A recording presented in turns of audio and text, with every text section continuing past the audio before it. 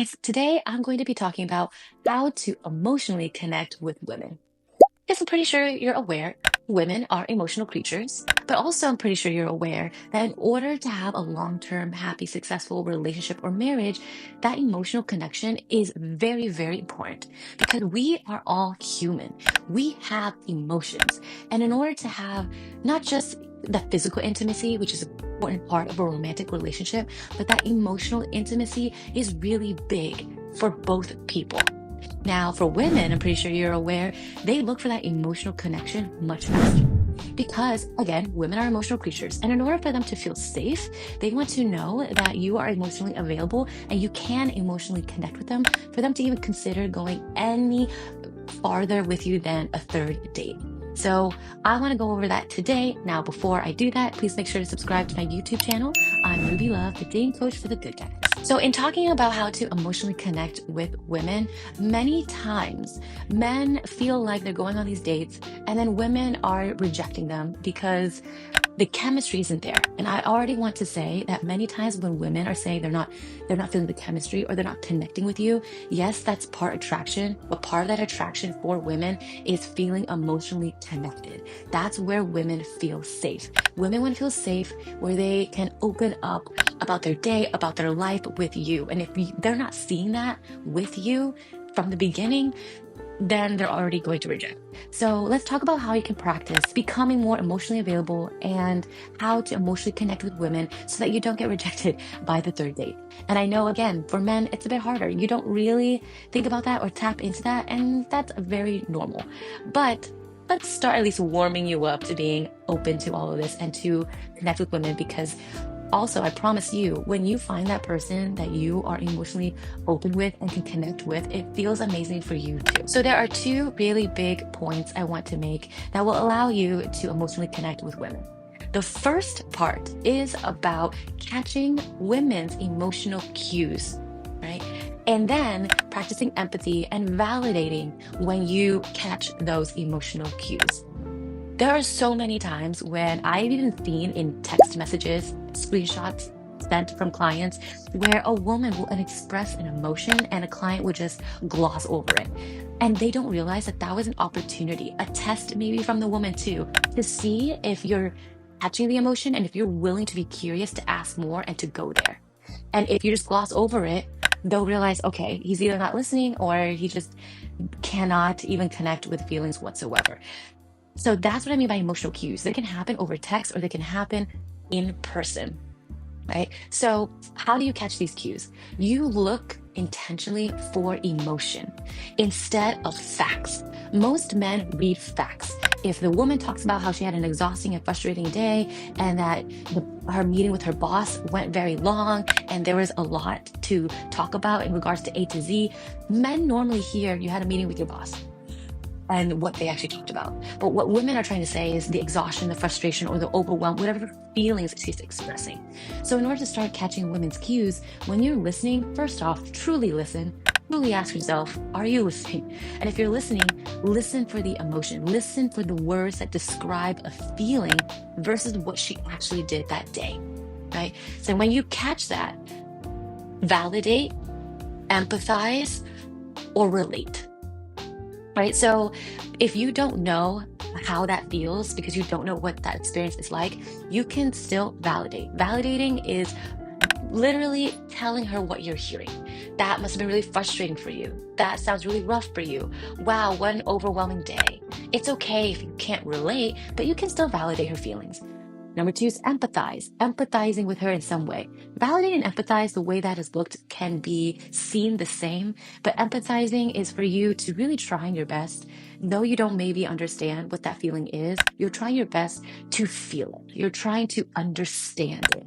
And that way it's easier for you to connect with her. When you're saying, wow, that sounds so overwhelming, or that sounds really frustrating, and you can think about the most frustrating thing that's happened for you at work, then you can empathize and you can literally even say the words, wow, I really empathize with you. I don't know what that feels like, but that must have been really rough.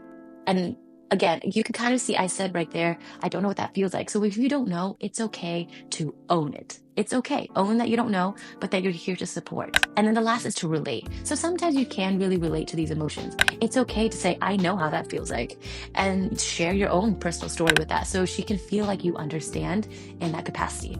And by the way you can also relate, if it's not with the feeling, you can relate with the value behind it. So let's say same example with the boss in the meeting. You can see that she's bringing this up because she's a hard worker, she's ambitious, she's driven, she wants to do a good job. That's why she's bringing up work in the first place.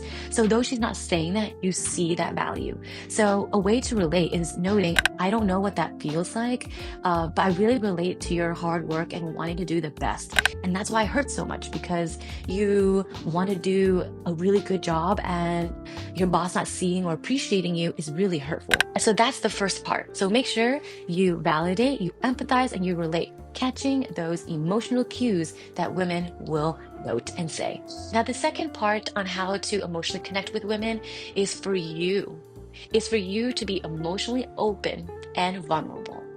And this is done by you expressing personal stories that hold significance to you and has meaning to you, because that is what brings out emotion for you. Most men, it's a little bit harder to just conjure up any emotion, but how you can do this is before you even go on these dates, this is a healthy practice that I share with a lot of my clients. Already start writing out moments in your life so far that hold a lot of meaning to you. And if it holds a lot of meaning to you, it means something to you emotionally. And feel free then to share these on your dates. Because when you share these stories that mean a lot to you, naturally, when you're retelling stories, emotion comes out. Not in a way that's so expressive, like you're crying or laughing or anything, but even as you're telling it, women can feel the energy and the tone when you're feeling something as you're retelling a story.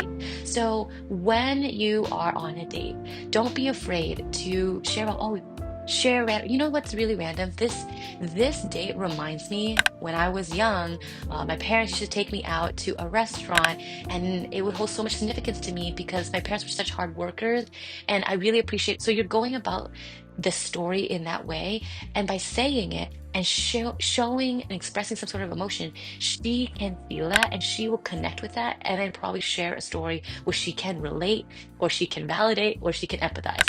Goes back to the first one, right? So it kind of goes in a full circle. She shares, you share, but you have to be willing to share. And I think that's the most biggest things my clients miss.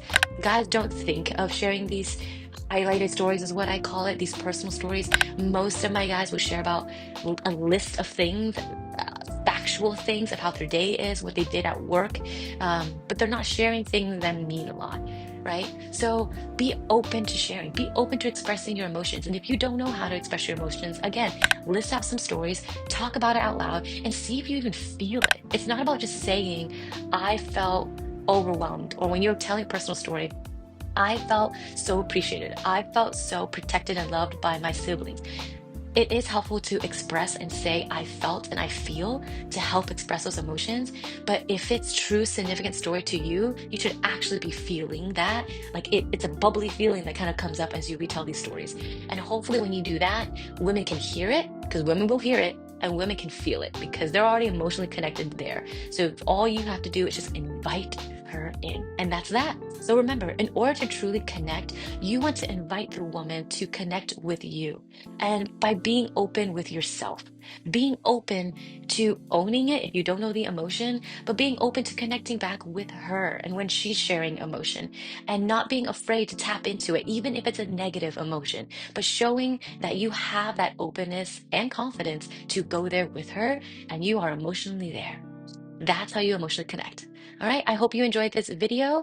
Go out there, start emotionally connecting, start your list, start listening to those cues. And hopefully, this will elevate you in all your connections with women in general. I'll see you at the next video.